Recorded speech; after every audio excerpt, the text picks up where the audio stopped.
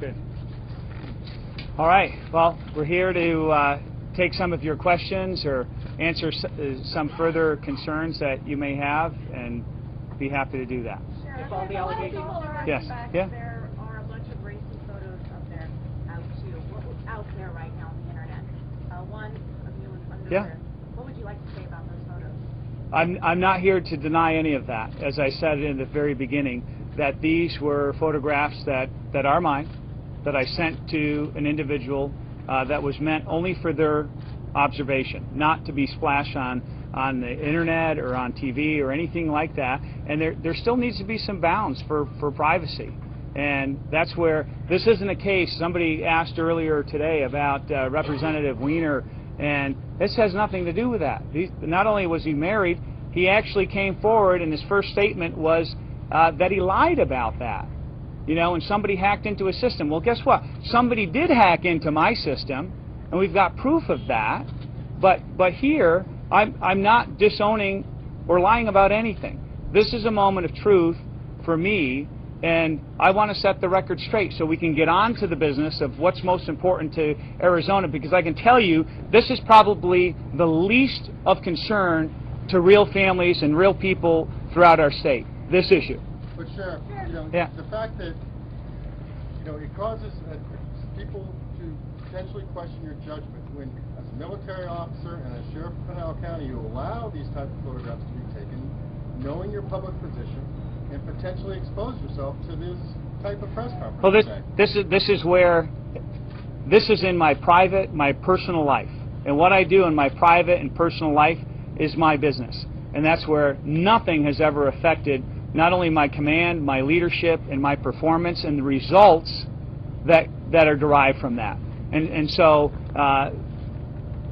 I don't see that. And I believe most people, if when you look at people and their judgment, and they sit in judgment of other people, it's like when it comes to real issues, when it comes to the importance of performance, and anything else that affects other people, that's a different matter and a different story. And you had a question, yes? Well, I've sworn an oath for a 4-year term as sheriff, and I am so honored to be able to complete that. And we're going to complete our 4-year term as sheriff with a bang. We've got a lot of fine leaders that we're going to carry on and ensure that these changes, these improvements, these reforms that are cemented in, and we build upon that with the next leader, whoever the next sheriff is. And in fact, this is a moment that we're not hiding or ashamed of anything. That I'm standing up saying that, yes, I'm going to actively campaign for Congress in the 4th Congressional District, and I intend to continue to earn the trust of the people by talking about the real issues, talking about the fact that we have $16 trillion debt, the fact that 42 cents of every dollar that is spent today is borrowed. This is insanity. We can't continue doing this. Not just 8 or 9 or 10% unemployment. There's communities right here in Pinal County. The mayor of Coolidge is here, and his son TJ. Coolidge has 21% unemployment. These are the important matters of the families, of the individuals here in Arizona, and that's what we should be talking about. So that's why in this effort to come out and to say all these things, I don't want things to trickle out. I don't want things to be threatened and for people to be saying these things, or rumor mills and all the whispers. And this is where I've always kept that boundary to say this is my personal, my private life, but now it's not so private any longer. And it's an awful position for me to be in. I'm here at this moment, and I'm here accepting responsibility. Didn't you put yourself in that position, sir, by posting explicit photos of yourself on a public website, a dating website for men? Well, that's where here, as I've mentioned, that what I do in my personal, my private life is my personal and private business with those individuals. Nothing has ever, it's not that I'm, as Ruben mentioned, I'm not married, I'm a single guy, I don't have a fake girlfriend. These are things that I choose to do. And this is where this should have no business coming out here to be a front page story, to be the headline news for 10 minutes talking about all these things at the beginning of the hour, when we have this amount of crisis here facing our state and facing our nation. So, go ahead. Yeah. You're a public figure. Absolutely. And that's where I'm here, not only with other public figures, but leaders that I'm privileged to serve with, talking about the public's business, talking about the things that really matter to Americans, that the same liberties and freedoms that I believe in, that have actually, and many of us have put our lives in service to protect those liberties and those freedoms. We're different than every other country because of that. It is not the division of our country, it's the very strength in our diversity.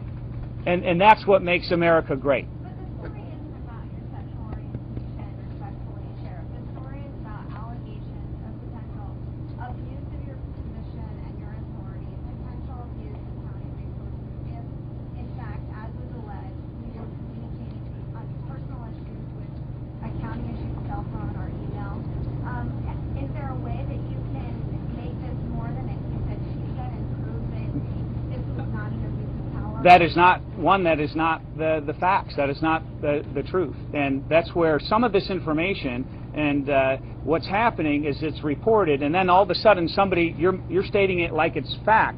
It was worded very, very differently in the initial news report that it could be, or that he possibly used because it had an official voice. Well, that's my personal cell phone. Okay? I never use any county or government resources whatsoever. Was his immigration status ever in question as far as whether he was legal while he was working on your campaign or you were having a relationship? Never. I never believed he was less legal than I or you were. Sheriff, Yes, ma'am. how hard was it to come out today to say that you are gay, and why haven't you said it in the past when there's been lots of rumors? It's very difficult and liberating at the same time. And this is where I'm not going to live in fear. I'm not going to live with the threats. And to the point now that to be able to come out and to stand with so many people that I respect and care deeply about and love is to stand and fight. That's who I am. So is this a very difficult moment for me? There's no question about it, it is. And this is where I ask people to look at and measure me in the same way all of us as Americans are measured, by our value, by our contributions to our community, to our society. That's what America is all about. But it was, yes, it was absolutely a very difficult moment to have that happen. Why not come out before this? Because it's my private life, and it's my personal life. I've never worn it on my sleeve. And this is where those who know me, and you hear numerous accounts of how I live my life and how I carry myself, not only professionally, and this is where I've had countless women that have tried to marry me. And I can tell you, I'm off the market. But I always be courteous and kind, not only to these ladies, it's part of my personality and who I am. I respect other people. You know, but this is my personal business. People would ask me, and not only it's none of their business, this is my private life. And now it's out for the whole world to see. And that is very difficult. And I wish that didn't happen. And I can tell you that for those who may seek elected office that are out there, there's not one person without some transgression or something that could be very embarrassing. And the measure of who I am is how I'm handling this today. And in honesty. Just some other questions did you have a question? You raised your hand earlier. Sheriff, are you preparing a libel suit against New Times if all the allegations are false? Well, what I'm here to say is I'm taking full responsibility and accountability for all of those matters that are of a personal nature. I tried to outline, you know, the main charge, the allegation, which was the trigger to bring this issue out.